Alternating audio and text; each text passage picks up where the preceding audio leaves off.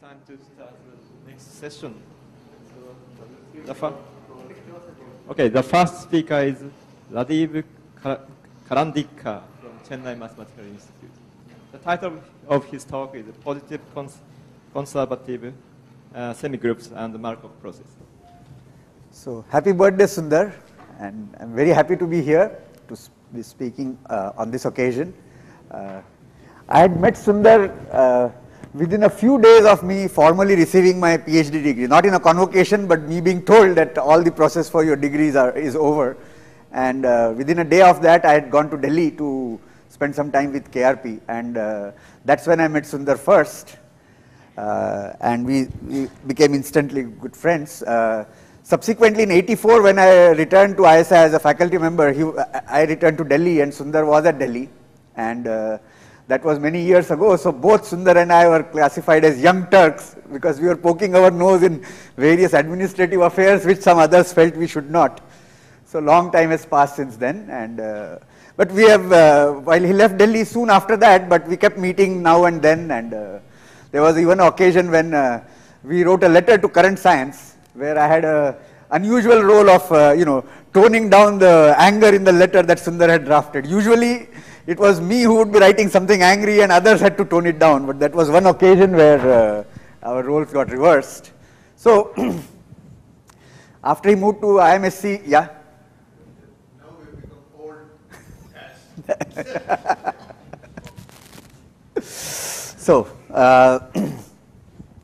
So, when Vijay asked me to speak, I was thinking, what should I speak on for this audience? So what I thought was that I would talk about connections between Markov process and semigroups,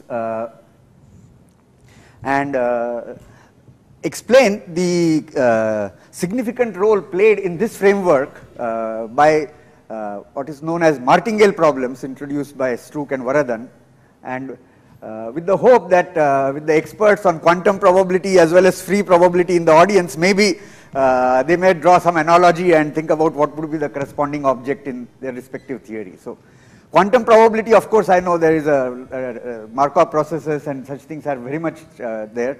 I don't know about free probability where there is a discussion on Markov processes or not, but nonetheless. So, if you have a one parameter semigroup acting on bounded continuous functions, say on S, where S is a complete separable metric space, I'll be confining, because I'm talking about connections with probability theory, it will be confining to the case when it's a positive semigroup, which means when function f is positive, the TT of f is positive, and conservative, so TT of 1 is 1.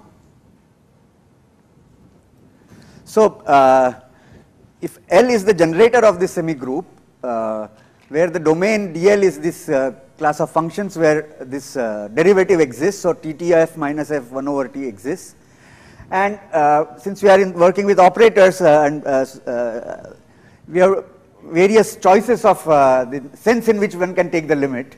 So, let us say if we take this in the sense of sup norm on bounded continuous functions, let us say. So, domain L is the class of functions f for which this limit exists in the sup norm sense, and then we define L of f to be G. So, then L is the strong generator of the semigroup, and if instead we take the limit in bounded pointwise sense, which means this limit exists for every x, so 1 over t Tt of fx minus fx equal to gx holds for pointwise, and this as a family of functions is uniformly bounded. So, that is called bounded pointwise sense, and in that sense if we take the limit, then the generator is called the weak generator. There are many other choices of this topology, and of course classical results like Hilly-Yoshida theorem as to when is an operator L a generator of a semigroup, and so on and so forth. Now, in interest in probability theory is the case where the semigroup is indeed given by a integral kernel. So, the action TT on f is given by integral of f against a kernel mu t x dy. So, so you have this family indexed by t and x, and of measures indexed by t and x. Now, Of course, since we are assuming that the semigroup is acting on the class of continuous functions, it puts lots of conditions on this family of measures. For example, for a fixed t as functions in X, it's continuous in the what we call the weak topology, or what Krishna called the Weg topology of measures. Because only then we'll get Tt of f to be a, yeah? What requires regularity of t going to Tt? Continuity. If we are taking the whatever topology we will take for the semigroup for the considering the generator. So if we are working with sup norm, we should take for each f norm continuous. And if we are working with this bounded pointwise topology, then it is enough to consider the case where t going to Tt of f of x is continuous and remains bounded. So you see, this boundedness comes easy because if because our Tt of 1 is 1, that means each of this should be a probability measure. So if f is bounded, then this gets the uniform boundedness is easy to get. So then it only reduces to that t going to Tt of fx is a continuous function of t for every fixed f and x. So you don't need any other continuity.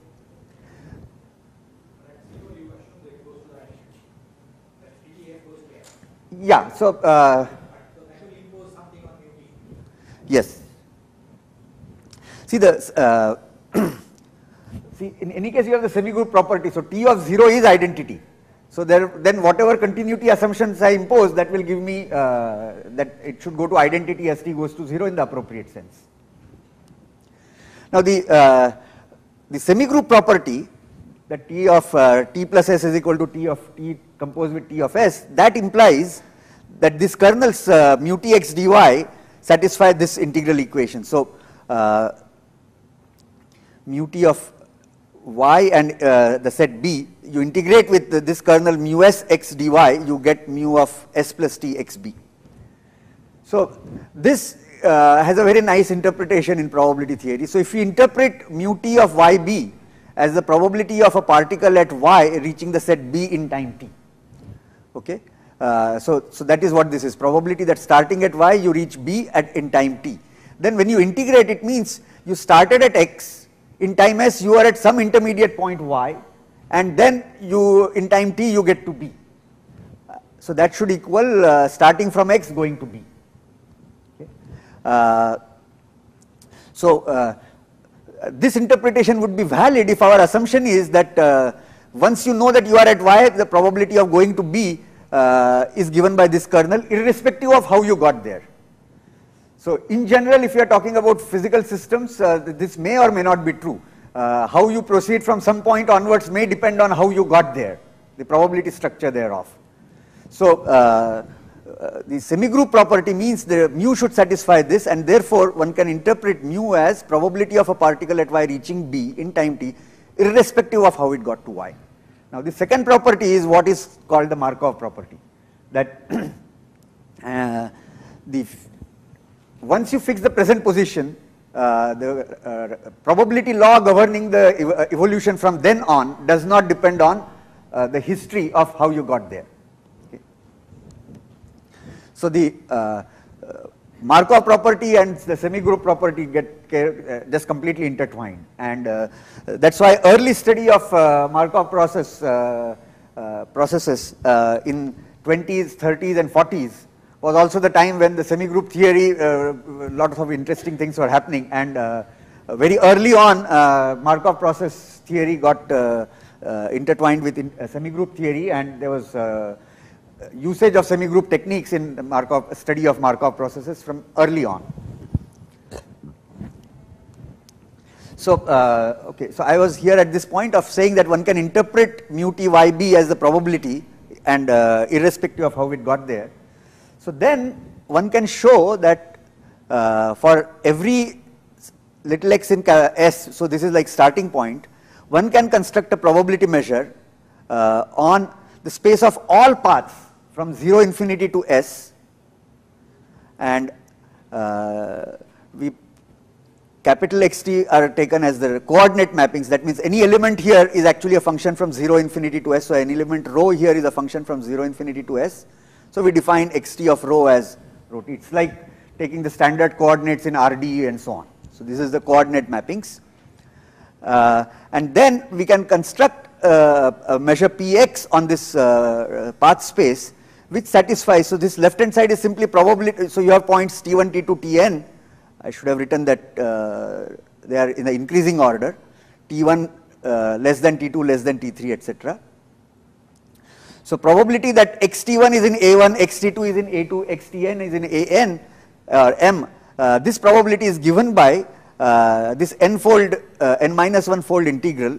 So I think this should have been n, because on the right hand side I have taken n. So from this is the probability that from yn, if you are at yn plus 1, the probability of reaching an, that integrated against from yn minus 2 to getting to yn minus 1 integrated over an minus 2 and so on. So by this construction we get we can define a measure on what could be called the cylinder sets on this path space. So it's like when we define product topology, you define rectangles. So this defines a measure on rectangles on this path space, and one can show that this measure on these rectangles can actually be extended to a probability measure on the sigma field generated by those. And then this P sub x can be thought of as describing the probability law of a particle which starts at x and evolving as per this transition function mu. Okay. So xt is said to be Markov process with transition probability function mu t xa. Now the generator L of the associated semigroup. So we started with the semigroup from where we got hold of this mu, that and so the generator of the semigroup is also called the generator of the Markov process.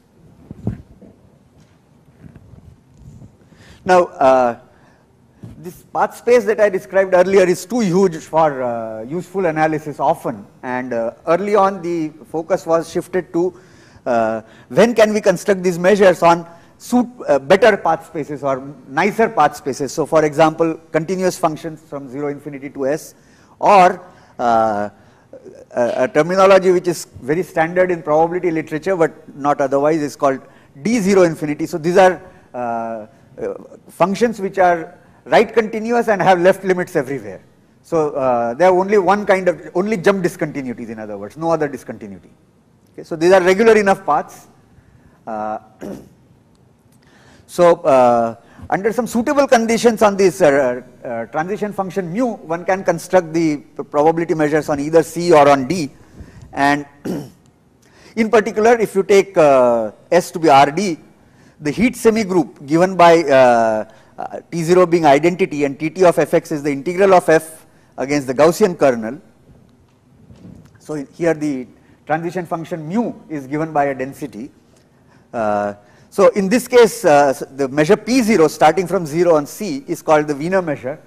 The coordinate process is called the Brownian motion, and P sub x is simply translate of the Wiener measure.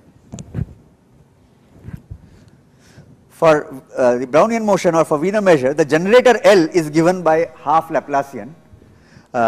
This is a statement which is very commonly heard, but this is not a very precise statement. More precisely, twice continuously differentiable functions with compact support are in the domain, and then for f in such a compactly supported twice continuously differentiable function, L of f is half Laplacian. So the if you really want to say what is the generator, we have to again go back to what is the topology in which we have taken the derivative and so on and so forth. And but generally whatever topology you take will always have the C20 to be part of the domain, and on that it agrees with the Laplacian.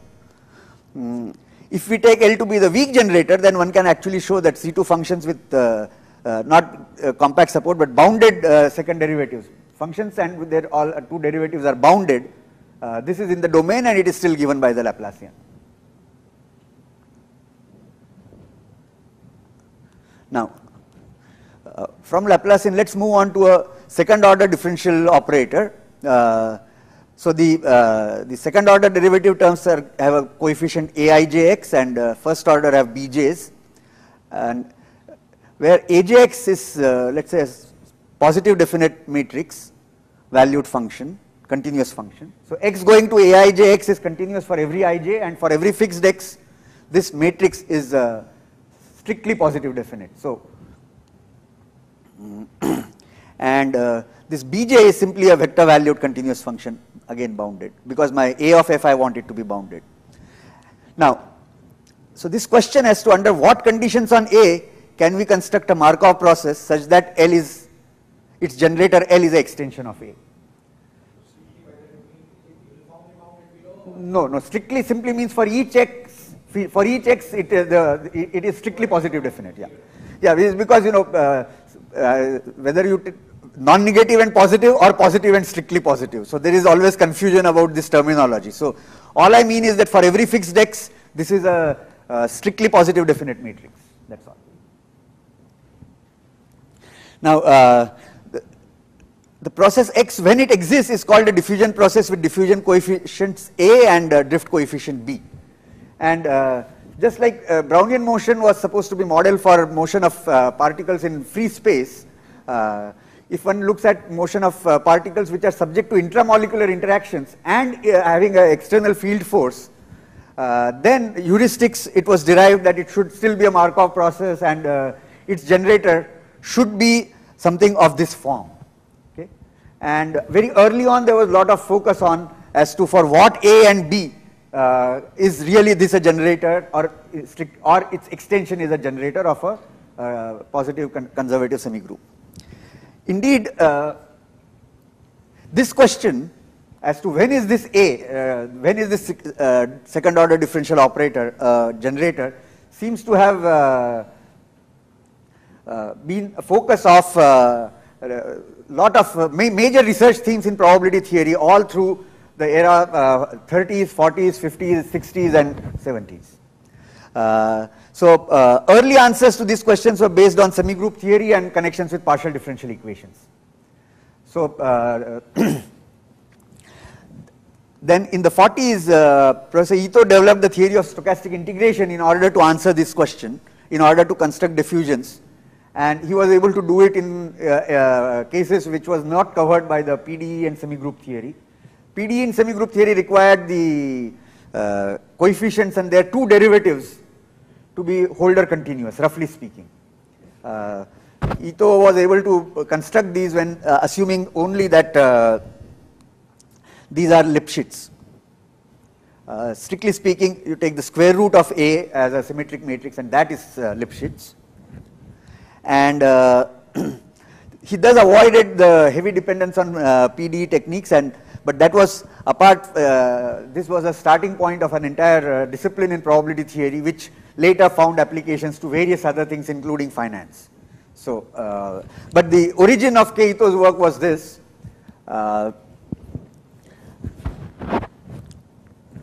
Now, early on it was observed that if a diffusion exists with a generator A, and I put it in inverted commas because I mean that an extension of A is the generator, then this associated family of random variables or associated process MFT. So you take f of xt, okay, and subtract from it 0 to t af xs ds. So it was observed that this is a martingale, and I am not even put down the definition of a martingale in the standard probability language, but in a language appropriate for this audience. So which means that this, if you look at increments in this MF, so MF of t minus of MFS, so increment between S and T on this process F, MF, then it is orthogonal to this family of functions or family of random variables HS, which is simply the algebra of functions of G of XS, where you take the points S from his past. Okay. So you take finitely many points in the past, you take finitely many bounded continuous functions and compose them with G1 XS1, GK XSK. With each of this increment is orthogonal. Orthogonality is in the sense of L2. Okay. Yeah? Yeah? Multiple extensions which would give rise to multiple not necessarily Yes, but that means that you have not started with a region of A. Okay, so yeah, well defined. Yeah. Yeah, starting with any operator A, one could pose this problem. Yeah, and in probability language, it means that this being a martingale means that the conditional expectation of MFT given the history up to time s equals this. But that same thing simply means that you take the increment, it is orthogonal in L2 sense to this. And here everything inside, because of the conditions I am putting, are in L2, and therefore I can talk about orthogonal in L2. When we make, if we extend this to a case where we allow, let's say, this not necessarily bounded and so on, we still would require L1, in which case we will interpret this orthogonality to mean L1 L infinity orthogonality. This HS will interpret as in L infinity, and this object in L1, then we can think of it as L1 L infinity, the interplay orthogonality. So which simply means integral of this times any of these functions is 0. And that is precisely the conditional expectation equation. So yeah, so the connection between Markov process on one hand, its generator on the other hand, and martingales, this connection had been noted earlier and was the basis for something called the Dynkin formula. Okay, so this had been observed earlier, and indeed Doob had shown that Ito's original work, which required very deep analysis and lots of estimates, could be simplified a lot by using this tool which Doob had developed called martingales. So and this connection was apparent in that work. So in around 67 this paper appeared. So Strouk and Vardhan observed that given A, now at this particular point I am still in the specific case of the A being the second order differential operator. Okay. So Strouk and Vardhan observed that if you fix the coefficients, so that fixes this differential operator A, if for every x, that is for every starting point, there exists a unique probability measure Px on this nice path space, such that the measure sits on the portion which begins only on paths which begin at x, and what I call the martingale condition, that means MFT minus MFX is orthogonal in HS. Okay. So the Strouk-Vardhan observation was that for the differential operator, if you get uniqueness of this probability measure Px, there exists one such and that it is unique, then Tt of fx defined by this, so you take f of xt and integrate with respect to the dp measure, that gives a semigroup, and its generator is an extension of A, and this is the unique semigroup whose generator is an extension of A. Okay. So the problem of when does A give rise to a unique generator, when is extension of A a generator and whether that generator is unique, that problem gets transported to uniqueness of this probability measure Px. And one may say that, okay, one uniqueness problem gets transported to another uniqueness problem, but here there is a lot more structure and a lot more tools available, various kinds of transformations including stochastic integral, martingale techniques, and various estimates are available. So it gives some new tools in order to attack this question of uniqueness. And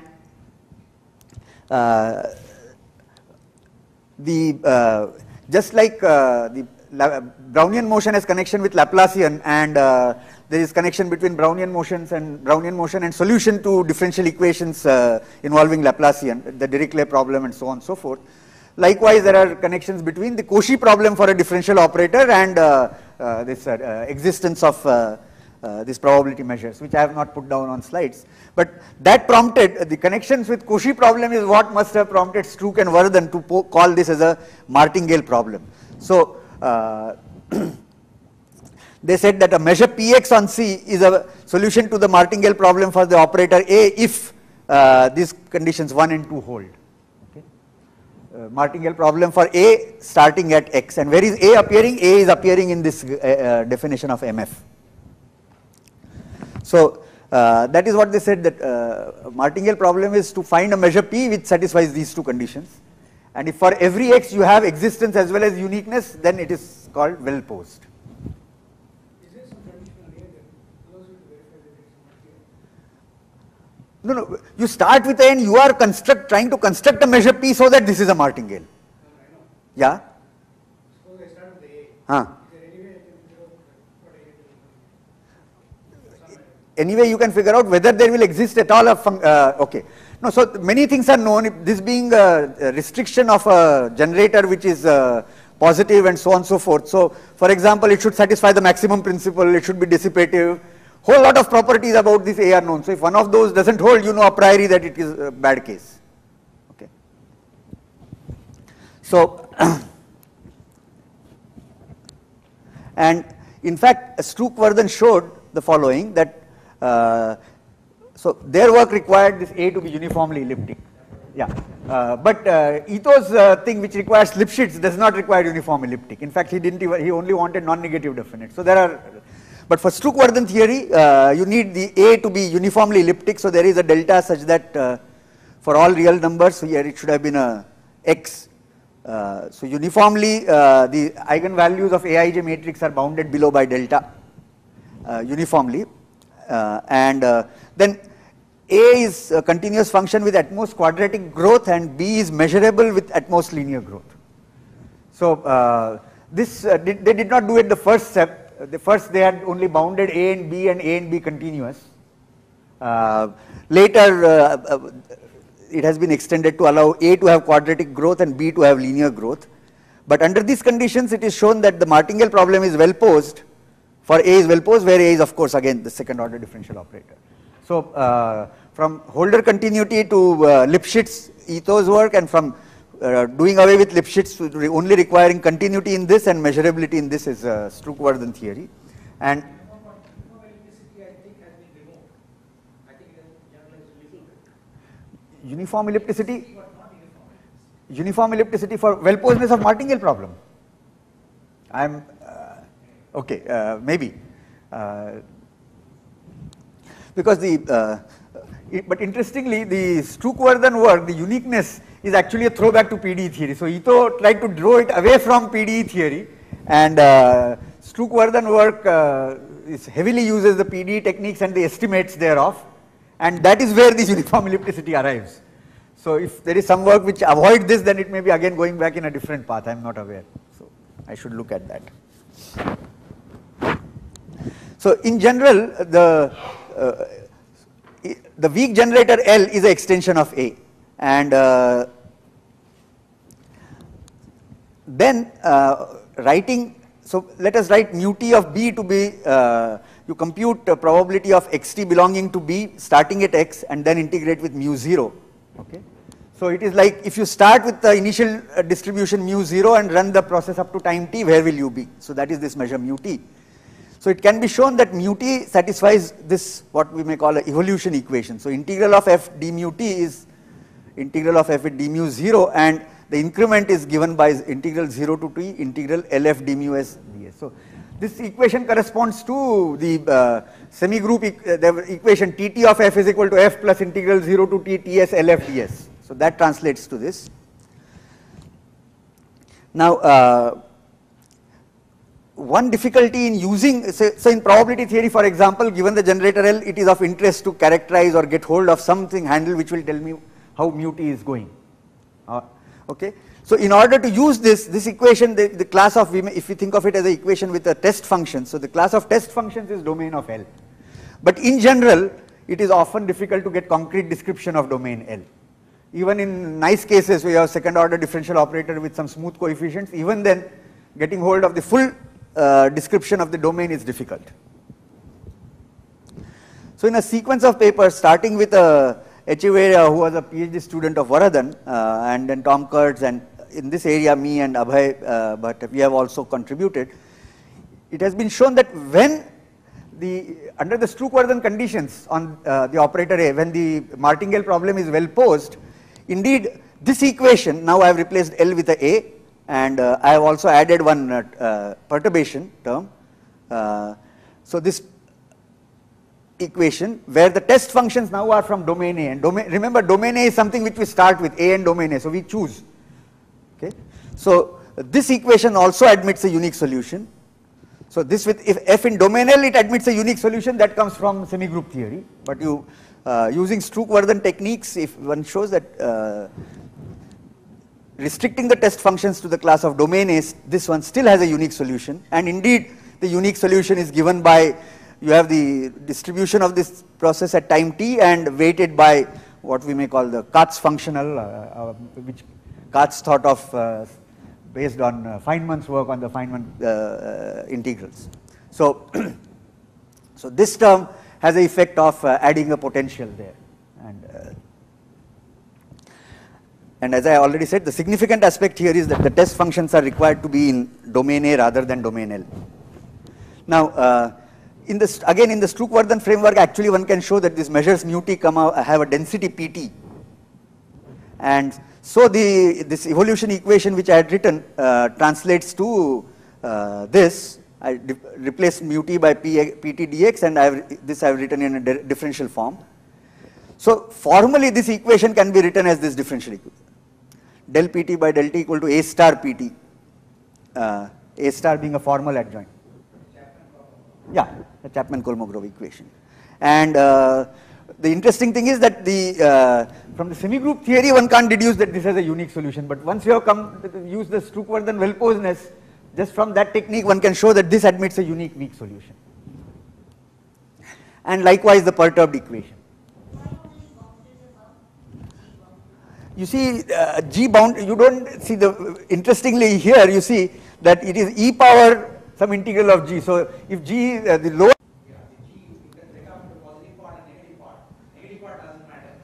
The positive part.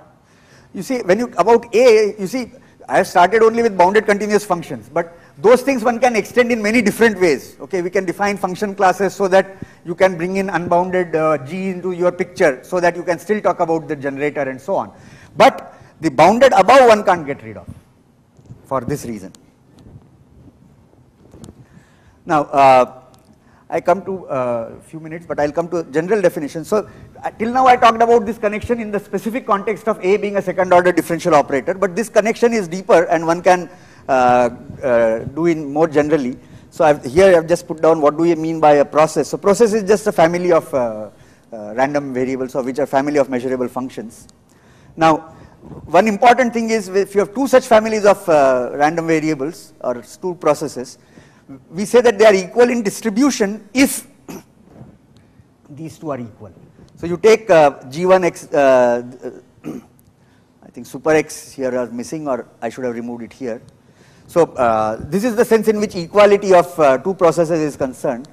And then very generally, if you are given some subdomain of bounded continuous functions, a linear space and a linear mapping A, one can pose a problem as to when does there exist a process X such that it's a martingale, MFT is a martingale, namely MFT minus MFS is orthogonal to HS. MF is again given by the same.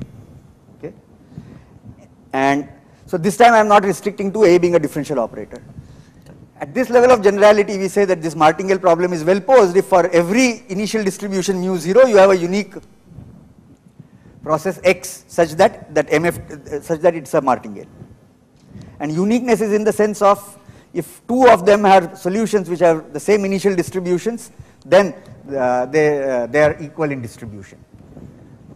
And at this level, if one assumes that very minimal things, the domain A is an algebra which strongly separates points and contains constants, then well-posedness of a martingale problem implies that the solution is a Markov process, you will have a generator, and that generator is a extension of A.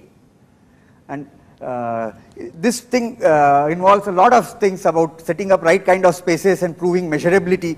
One of the difficulty is that when we talk about well-posedness of a martingale problem, we are talking about for every fixed measure initial condition we want one measure. But then we want that these things are interwoven to each other in a measurable fashion, and that turns out to be one of the most difficult questions in resolving these issues. But so that was Abhay, me and B.V. Rao, we did one final piece of work which paid to some of the early work that I had done with Abhay.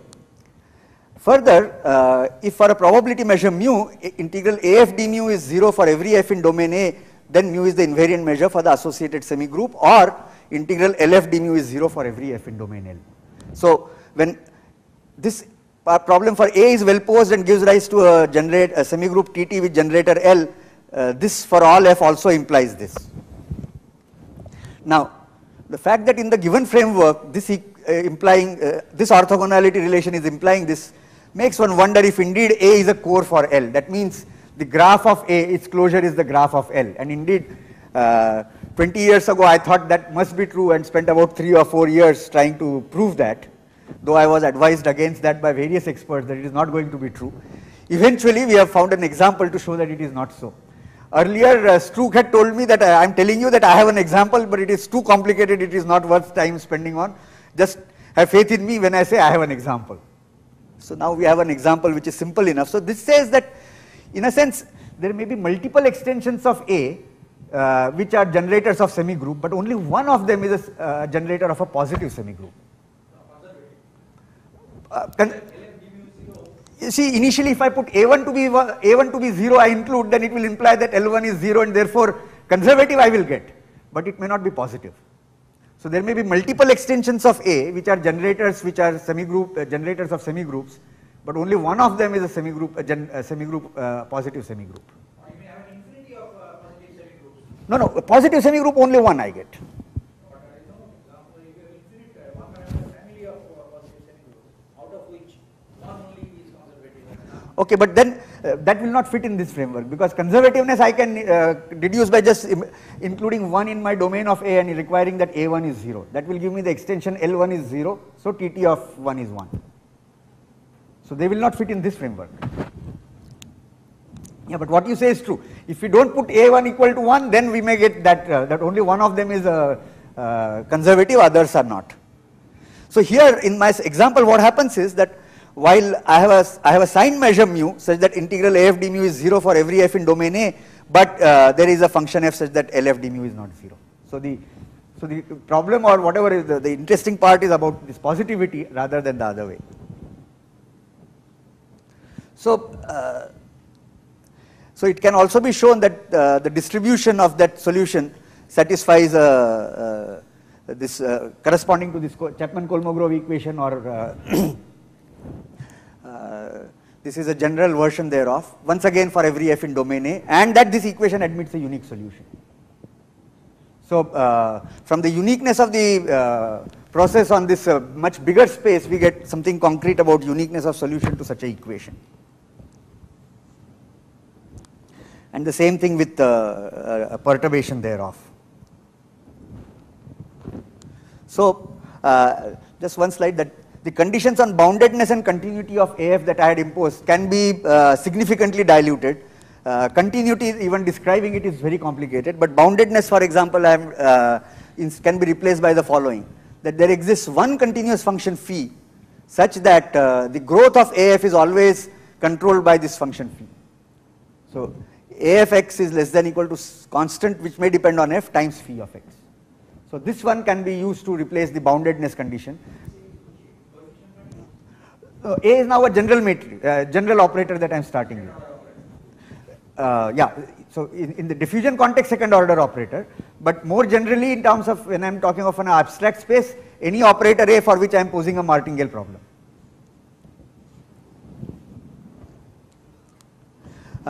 This is my last slide. So one can also consider martingale problems for nonlinear operators. So they correspond to physical systems which are evolving with interactions, and one can still talk about the associated evolution equation, martingale problem, Markov process, something which was called by McKean to be nonlinear Markov process. And this connection can be used to indeed prove uniqueness of solution to the associated nonlinear equation. And this was done, for example, in the context of Boltzmann equation for specially homogeneous case without angular cutoff, and that was again many years ago with Horowitz. I had done this work. So to sum up, using martingale problem techniques, one is able to characterize these Markov processes and get questions of uniqueness about this evolution equations associated with the semi-group, one is able to answer them by talking about uniqueness of the associated processes. So the semi-group, the generator, and the evolution equation are living on this, these are operator theory language. From there you lift these questions to this path space and martingales and so on and so forth. You can use techniques there to conclude uniqueness and then come back here and deduce that there is uniqueness of the thing which you started with. So let me stop here.